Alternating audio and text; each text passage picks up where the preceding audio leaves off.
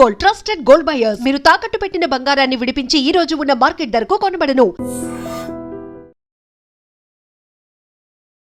మీరు ఇళయరాజా గారి కార్యక్రమం ఏర్పాటు చేస్తున్నారని, ఆయనకు అంత సంగీతం అబ్బింది. మనం అనుకుంటున్న అగ్రవర్ణాలకు చెందిన మనిషి కాదు. మీరు పిలిచారు, నాకు చాలా సంతోషం అనిపించింది. ఆయన అంతటి కంపోజర్గా నిరూపించుకున్నాడు అన్ని పాటల ద్వారా. ఇళయరాజా గారు ఒక వాద్య సంగీతాన్ని ఆయన అమర్చినట్లుగా ఇంకెవరు అమర్చలేరు స్వామి. అంత అద్భుతమైన కళ ఉన్న మనిషి ఆయన, టాలెంటెడ్ పర్సన్. మరి ఆయనకి పూర్వులు ఎవరున్నారనేది నాకు తెలియదు. అది భగవద్ అనుగ్రహమా లేకుంటే స్వయం కృషి అంటారా స్వామి? స్వయం కృషి కూడా భగవద్ అనుగ్రహమే స్వామి. మామూలుగా అయితే ఎవరికి ఏది రావాలన్నా భగవద్ అనుగ్రహమే ఉండాలి. లేదండి నేనే కష్టపడి సంపాదించుకున్నాను అంటే, కష్టపడి నువ్వు సంపాదించుకున్నాను అనుకునే నీలో కూడా వాడే కదా ఉన్నది.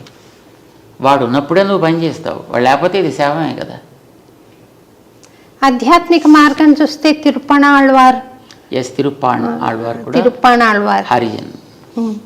ఇప్పుడు మనం అనుకునే హరిజన్, కానీ ఆయన భక్తి పరమ భక్తుడు. అందుకోసమే భగవంతుడు ఆయన్ని తన దేహంలో కలిపేసుకున్నాడు. ఆయన తనలో అబ్జార్బ్ చేసుకున్నాడు. ఆయన గోదాదేవిని చేసుకున్నట్టుగా. అందుకే ఆయన మన వాళ్ళ ఆలయాల్లో పెట్టి అంత భగవద్గీతను పొందినటువంటి వ్యక్తి సామాన్యుడు ఎందుకు అవుతాడు? అతను జత శారీరకమైనటువంటి యోగ్యత తీసి పక్కన పెట్టండి. ఆయనలో ఉండేటటువంటి భగవంతుడి యొక్క అంగీకారాన్ని దర్శించండి, ఆరాధించండి. అంచేత మన ఆళ్వార్లలో ఒకరిగా చేశారే. అదే ఎగ్జాంపుల్ మనకి తర్వాత రామానుజాచార్యుల వారి యొక్క గురువు గారు యామునాచార్యులు వారు కూడా అలానే ఒక దళితుడిని తన దగ్గర చేర్చుకున్నారు. తన దగ్గర ఉండేటువంటి మిగతా వైదిక విద్యార్థులతో పాటు ఈక్వల్గా అతను కూడా సంస్కారాలు ఇచ్చారు. ఆ ఫ్రెండ్షిప్ తోటే రామానుజుల వారికి గురువుగా ఉండే మహాపూర్ణులు అని ఆయన ఆ హరిజనుడి యొక్క చర్మ సంస్కారాన్ని తను చేశాడు ఆయన. సో కులాలు అనేవి ఉన్నమాట వాస్తవం, కానీ కులాలు పోట్లాట్ల కోసం రాలేదు. కులాలు అనేవి కళని పెంచుకోవడానికి కోసం వచ్చాయి. మనకి కళలు పెరగాలి, కులాలు మనకి అభ్యంతరం కాకూడదు ఎప్పుడూ. కానీ అది సరైనటువంటి రీతిలో ఉపయోగించకపోతే అది ప్రమాదం అవుతుంది. దానికి సరైనటువంటి మార్గాన్ని చూపించకపోతే అది ప్రమాదకరం అవుతుంది. ఇప్పట్లో చూడండి, ఈ రోజుల్లో ప్రతివాడు ఆ కులం పేరు చెప్పుకొని, ఇదివరకు 4-5 కులాలు ఉండేవి, ఇప్పుడు 5-6 వేల కులాలు అయిపోయాయి మొత్తం అంతా. మరి ఎక్కడి నుంచి వచ్చాయమని తెలియదు, ఎందుకు వచ్చాయమని తెలియదు. పోయిన వ్యక్తులు ఆ కళని మనం పోషిస్తున్నామంటే ఆ కళని దారుణంగా నాశనం చేస్తున్నాం, వైజ్ఞానికం అని పేరు పెట్టుకుని. ఇప్పుడు వంశపారంపర్యంగా కొన్ని గుణాలు వస్తాయి, కొన్ని స్కిల్స్ వస్తాయి అని మనం అనుకుంటున్నాం కదా స్వామి.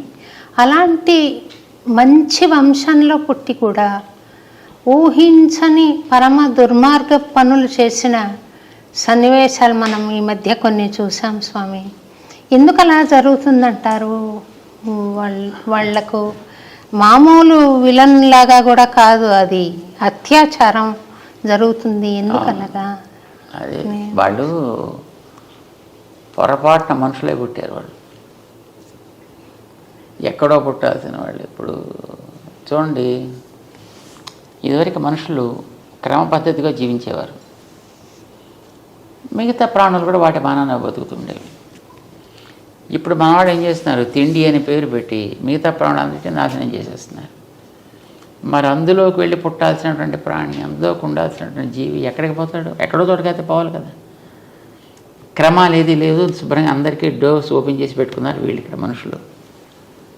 అంచేత తోడేలుగా పుట్టాల్సిన వ్యక్తి మనిషిగా పుట్టి, నక్కగా పుట్టాల్సిన వ్యక్తి మనిషిగా పుట్టి, జంతువుగా, పులిగా, పుట్రగా పుట్టాల్సినటువంటి ఆ జీవులు అక్కడ అడవులు క్లోజ్ చేసేసి అక్కడ జంతువుల్ని లేకుండా చేసేస్తే మరి ఎక్కడ అవకాశం అక్కడే కదా వచ్చి పుట్టాలి. మనుషుల దగ్గర అవకాశాలు ఉన్నాయి, మనుషుల్లో పుట్టేస్తున్నారు. ఆకృతి మానవాకృతి, ప్రవృత్తి చూస్తే అది. సో మార్చే ప్రయత్నం బలవంతంగా చేయాల్సి వస్తుంది. అలాంటప్పుడు కొంతమందిని నిగ్రహించే ప్రయత్నం బలవంతంగా చేయాల్సి వస్తుంది. ఇది మొదటి స్టెప్ అంతే. కానీ నిజమైనటువంటి రెండో స్టెప్ ఏంటంటే వాళ్ళకి కావాల్సిన సంస్కారాలు మనకి ఇవ్వగలగడం, అవకాశాలు సమానంగా ఎదగడానికి ఓపెన్ చేసి పెట్టడం. అది ఈక్వాలిటీ. రామాంజలో చేసిన పని. Keep opportunities open to everybody. దాంట్లో మన రిస్ట్రిక్షన్స్ పెట్టకూడదు. ఇప్పుడు ఈ కులం వాడికైతేనే ఇస్తా, ఈ లోపల ఉండేవాడికైతేనే ఇస్తా అలా చెప్పకు. ఇప్పుడు నీకు పట్టణాల్లో ఉండేటువంటి వాడు అన్ని రకాల ఎక్స్పోజర్స్ ఉంటాయి కనుక వాడికి త్వరగా విషయాలు గ్రహించే అవకాశం ఉంటుంది. అదే ఒక అడవిలో ఉండేటువంటి వాడికి, ఎందుకంటే వాడు తెలివైన వాడు కావచ్చు, కానీ వాడికి ఆపర్చునిటీస్ ఆర్ నాట్ దేర్ కనుక వాడు దాన్ని నేర్చుకోలేకపోతాడు, వాడు దానికి ఉండిపోతాడు. ఇక్కడ నీకు ఉండేటువంటి ఈ ఫెసిలిటీ వాడి కోసం అక్కడ క్రియేట్ చేసి అప్పుడు వాడు ఎలా ఎదుగుతాడు చూడు. అప్పుడు వాడు ఎదుగుదలలో ఉండేటువంటి గొప్పతనం ఏమిటో గుర్తించు. Because that's useful for a comparative study. ఇంకా చిన్న ప్రశ్నలు 3 వేసి మీ టైం చాలా తీసుకున్నాను, ముగిస్తాను స్వామి. మీరు స్వామిని ప్రత్యక్షంగా దర్శించగలిగారా స్వామి? యా, వెంకటేశ్వర స్వామిని చూస్తున్నాం కదా. అట్లా విగ్రహ రూపంలో కాకుండా అదే పొరపాటు పడుతున్నాం. అక్కడ భగవంతుడికి తను కోరుకున్న రూపాలు అనేక ఉన్నాయి. ఒకనాడు తిరిగే రూపంలో వస్తా అన్నాడు, ఒకనాడు తిరగని రూపంలో వస్తా అన్నాడు, ఒకనాడు కొండగా ఉంటా అన్నాడు, నీటిగా ఉంటా అన్నాడు. కొండగా ఉన్నాడు బద్రికాశ్రమంలో, నీటిగా ఉన్నాడు పుష్కర క్షేత్రంలో, విగ్రహంగా ఉన్నాడు ఇక్కడ.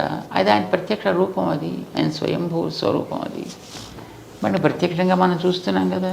నమ్మకం లేదు మనకి అది ఆయనే. స్వామి ఇప్పుడు మీరు మాట్లాడుతున్నారు కదా, అలా అవసరమా?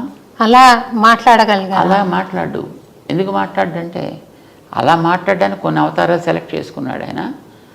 అలా మాట్లాడే ఏ వ్యక్తి అయినా వాడికి date of birth, date of departure ఉంటాయి.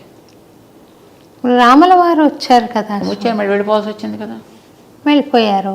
కృష్ణుడు వచ్చాడు మళ్ళీ వెళ్ళిపోవాల్సి వచ్చింది కదా. అవును స్వామి. అట్లా అలా కాకుండా పర్మనెంట్గా ఉండాలి అని అనుకున్నప్పుడే విగ్రహ రూపంలో వస్తాడు ఆయన. అది కూడా ఆయన తీసుకున్నటువంటి స్వరూపమే. మరి మనం ప్రత్యక్షంగా చూస్తున్నామా లేదా?